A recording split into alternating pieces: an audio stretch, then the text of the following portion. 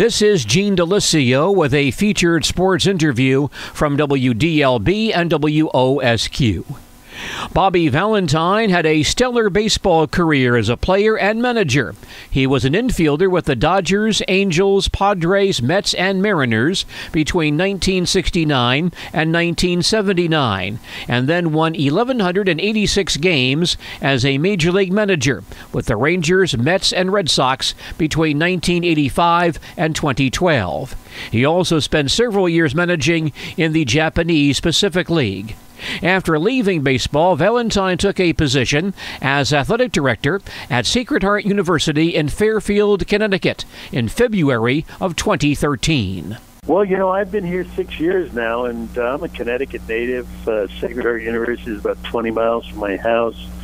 There was some need for a new person to organize and run an athletic department, which was doing a really good job, but they wanted to kind of move it into the next level. And, with the 32 Division I sports that we have, 18 females and 14 males, and with 800 plus student athletes, there's a lot of work to be done, and there's still a lot of work to do. I came on thinking I'd stay a couple weeks. I've been here now half a dozen years, and we're winning championships. We're graduating spectacular people who are going off into the community and into the world to make it a better place, and learning from their experiences on the field or in the pool or wherever they might be in athletics, and seeing how all of those experiences translate into being reputable and credible people within the community. Well, this certainly is a change in your career, Bobby, from a great career as a player, manager, analyst in Major League Baseball. Can you look back on that baseball career and think of some ways that prepared you for this role at Sacred Heart? Well, I never really was trying to prepare for this role. It came as a surprise, a phone call that I answered, and I was offered the position, and I took it as an experiment. But all of life's experiences are the things you put in your backpack, and as you go through the roads that lie ahead, you use all those experiences, whether they're good or bad, to navigate the new course. And this has been a new course for me, but it's basically dealing with people. It's dealing with systems, organization, and if you could inspire young people, if you could illustrate it, and also be part of the pipeline of knowledge, I think you're doing the job you're supposed to be doing. Bobby, many people may not be all that aware of Sacred Heart University. Can you fill us in on the school, your thoughts about some of the positive aspects of this institution? Yeah, well, we're the second largest Catholic university in New England behind Boston College. We're the fastest growing Catholic mid-major in the nation. We're up to about 5,500 undergraduate students and 3,000 graduate students. As I mentioned, 32 Division I sports. We graduate last year. Over 150 student athletes, and 40 of them had, a 4-point grade point average. We led the conference and maybe the world in community service, where we put in 9,000 community service hours, so that the student athletes who are competing on the field are also contributing while they're in the university. And under the leadership of John Patillo, our president, we have made great leaps and bounds.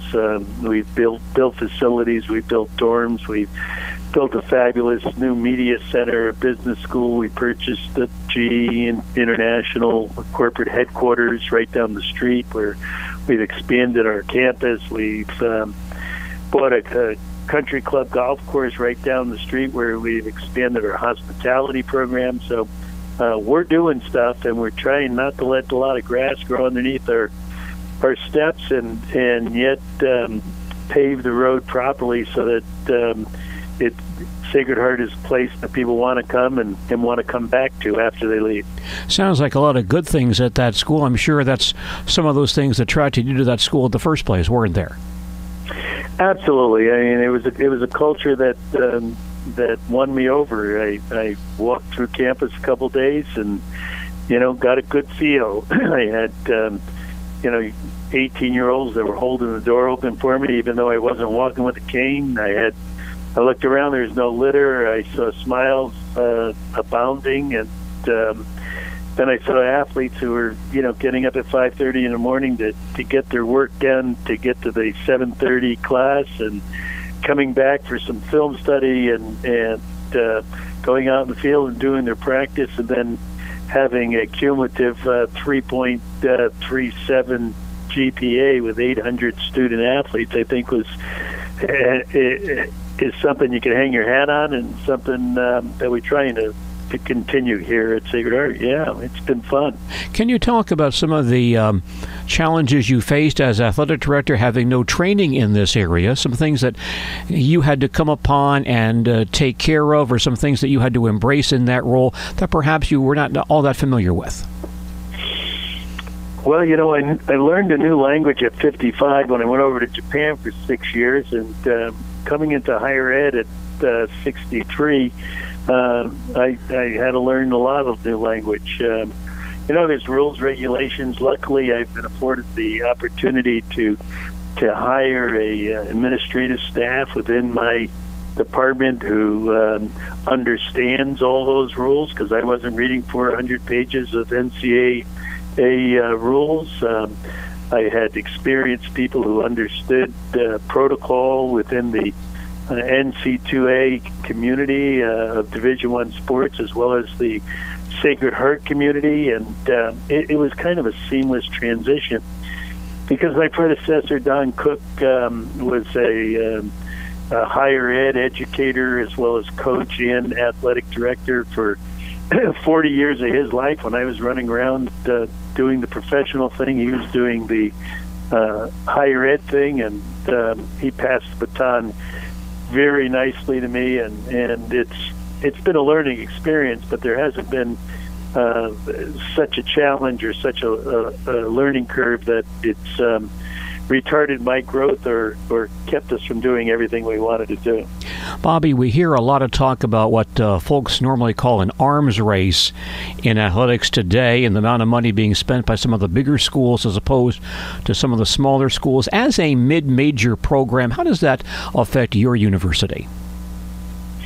Well, we are mid-major, and we're not totally affected adversely or positively by what the big boys are doing. We stay within in our lane. We try not to cross over very much, but there are demands not only from student athletes but also from the student body to see things progressing and see things moving in a positive direction. And I think that as the skipper of this group, I'm trying to keep the boat on course. But it's tough. It's tough when you read about some of the challenges that other mid-majors are having, or some of the successes that some of the Big Five are having. You sometimes could get delusional as to where you are, and we just try to stay in our space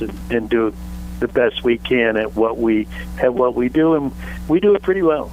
Now, Bobby, I grew up about an hour from where you're sitting right now, and so I know what the influence of pro sports is in that New York market. How does a smaller Division I school like yours carve a niche in an area where the pro sports scene is so dominant? Yeah, well, as far as fandom's concerned, we draw from within. It's tough to get the community to really buy into any of our sports teams, only because there's so many other teams that they could root for and invest with. But our community is a strong community. We reach within, and have a lot of success on making the people who are on the court or in the stands, be proud of what they see with Sacred Heart Pioneers. One thing that's quite noticeable about your school, Bobby, and seeing your website, some other material, is that you fully embraced the idea of being the point man for this program. A lot of things are centered around you, which is a good thing. People know who you are, and they want to be involved in something like this. Tell us about accepting that role at Sacred Heart and being the leader athletically in terms of fundraising and the notoriety of the program. Well, again, it has a little something to do with the DNA of the school and the DNA of Bobby V. I like to be passionately committed to anything I do, and everywhere I look, I see passionate people who are committed to what they do. So we just put our head down and go to work every day. If it's fundraising, if it's talking to coaches, if it's getting a new schedule out there, or building this facility, it's full steam ahead. And again, we probably do things as well as some schools in some areas, and we're catching up in other areas, but we're not afraid to say that we're willing to try to do our best, and it seems to be working. I've seen the plans for that beautiful new rec center you're building. Tell us about that new facility on your campus.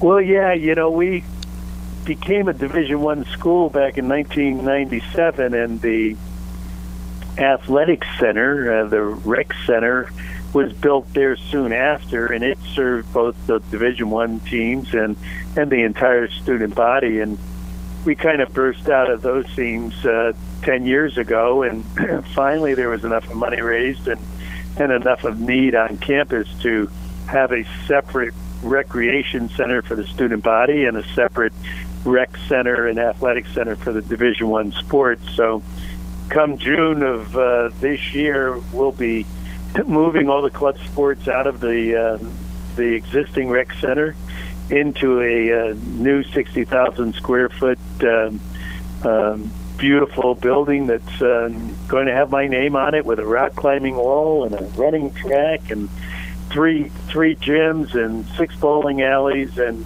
the cardiovascular facilities and weight training facilities that anyone could ever imagine on campus, along with yoga, dance, and other studios. So it's going to be a welcome addition, but also going to be kind of a jewel on campus that I think everybody's going to be proud of, and for sure I am. Well, Bobby, I want to ask you one baseball question, if I can, before we let you go. And several years ago, I had the great privilege of interviewing Carl Erskine about his days with the Brooklyn Dodgers. He talked about a number of his teammates, including your father-in-law, Ralph Branca, who was a teammate of his with the Dodgers. And could you reflect for a few moments on Ralph and what he meant to you?